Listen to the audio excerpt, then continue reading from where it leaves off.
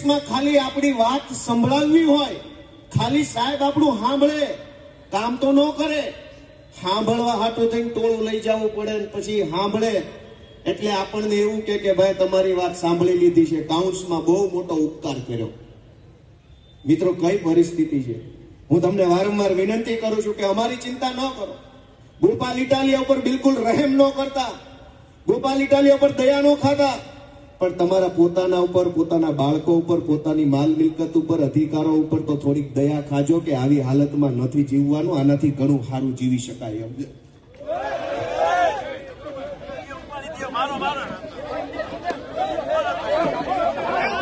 આ પોલીસ વાળા અગાઉથી બચાવવા આવી ગયા, તેને ખબર હતી આ મારવાનો, એ પ્લાનિંગ થી આવેલા. પછી જો આ બચાવવા તરત આવી ગયા, ગુંડા લફંગાઓને બચાવવા તરત આવી ગયા બધા પોલીસ વાળા. આને બચાવવા માટે જ આવ્યા હતા આ બધા, એને પહેલાથી ખબર હતી. આ બધા એટલે પહેલા આવીને ગોઠવાઈ ગયા હતા.